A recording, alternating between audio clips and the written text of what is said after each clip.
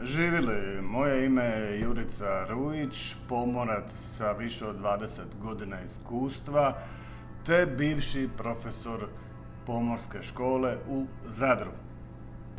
U ovom videu ćemo govoriti o promjenama industrije. Da li promjena industrije znači i promjena karijere? Kako? Pa evo na primjer, vi ste treći oficir i želite preći u offshore industriju. Možete preći u offshore industriju kao na primjer safety oficir. Safety oficir u offshore industriji ima sličan opis posla kao i treći oficir na brodovima koji plove, naravno. Safety oficir se brine također o safety opremi na brodu, odnosno ispravnosti iste, kao i treći oficir koji je na brodu koji plovi. Za posao safety oficira na offshoreu trebaju klasični STCV certifikati plus offshore certifikati, a to su Bosiet Hewitt kao bazni i OG UK Medical, plus neki dodatni certifikati. Ako taj treći koji je postao safety oficir želi nastaviti karijeru u tom safety smjeru, poželjno je u budućnosti položiti certifikat zvan NIBOSH. Ako ste na primjer drugi oficir ili prvi oficir, također možete preći u offshore industriju, na primjer u ulozi marine advisora ili marine reprezentativa. Ako ste na primjer prvi oficir palube sa velikim iskustvom na crude oil tankerima i želite se prebaciti na primjer u offshore industriju na FSO ili floating storage and offloading, možete se prebaciti kao marine supervisor ili cargo supervisor. To je ekvivalent pozicije na brodu.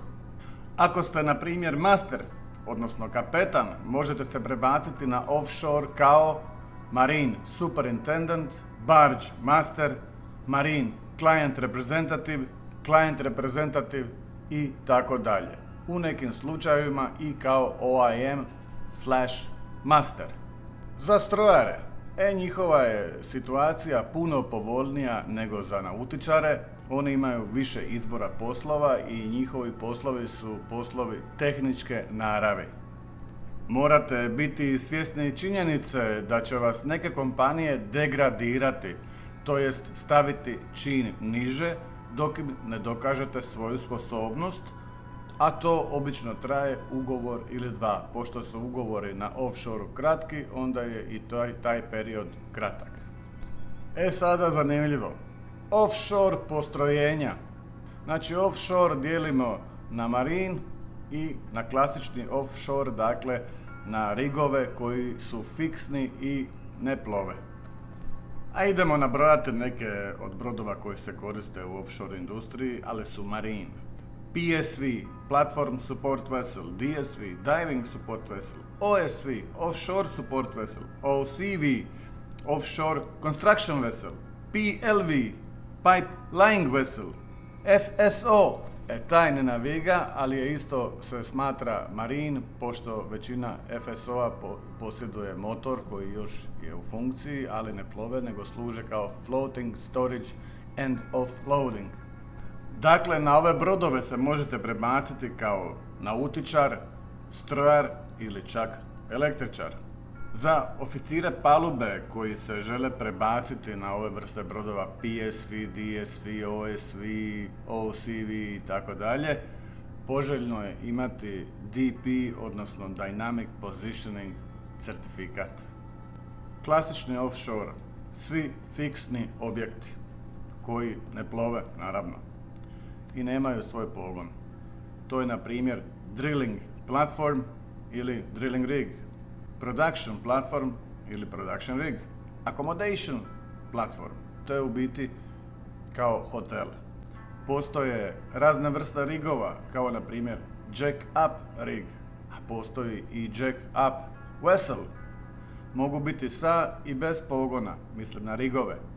Na ovim postrojenjima postoje mogućnosti prebacivanja oficira sa velikim iskustvom na moru. Na primjer, prvi palube ili kapetan može otići za offshore installation menadžera ili marine superintendenta.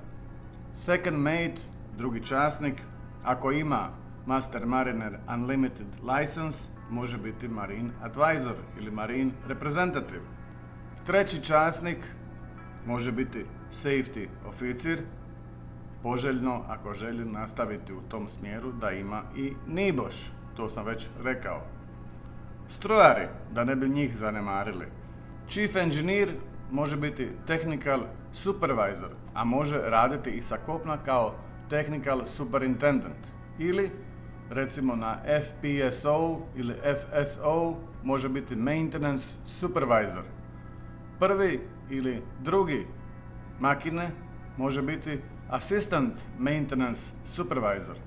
Treći strojar makine može biti mechanical supervisor ili chief mechanic, slična pozicija kao i treći oficir. Eto, to su neke ukratko poveznice, nadam se da ste povatali moje rečenice. Imam jedan primjer oglasa za posao. We are urgently looking for a master with drill ship semi-sub experience.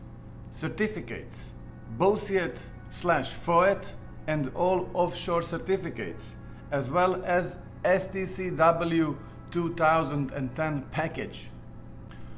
To sve zvuči wow, ali to je jako jednostavan oglas. Znači, BOSIET je Basic Offshore Training, a FOET je Further Offshore Training. Dakle, ako vam istekne BOSIET, napravite FOET uz uvjet da vam BOSIET vrijedi još jedan dan. Ovi ostali certifikati su Hewitt i tako dalje.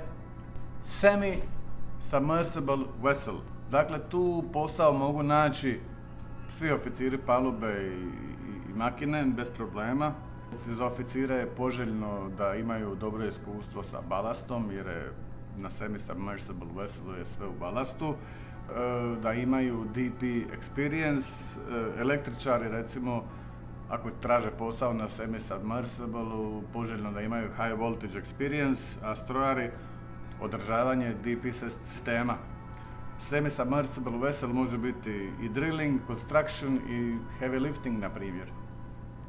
Evo, nešto ću reći na što nisam baš verziran, ali ću svejedno napomenuti. Dakle, postoji mogućnost prebacivanja sa trgovačke mornarice na kruzere. Znam da kruz kompanije uzimaju časnike, da li stroja, da li palube, na njihove brodove, ali opet postoji uvjet DP certifikata, pošto su ti kruzeri većinom DP, dakle morali bi imati barem basic, odnosno osnovni DP certifikat. Također dolje za strojare, high voltage i šta ja znam već što se radi u makini. Nisam verziran za makinu, pa neću puno petljati po tom dijelu. Dakle, što smo danas naučili? BOSIET / FOET, OGUK, NIBOSH, DP, semi-sub, PSV, DSV, OSV, FSO, FPSO, drill ship, jackup i tako dalje. Dakle, morate znati da, recimo, kapetani mogu postati menadžeri, također strojari koji su, na primjer, upravitelji stroja, također mogu postati menadžeri, ali tehničke naravi. Za sve druge postoje razne opcije. Eto, to je sve od mene danas. Živjeli!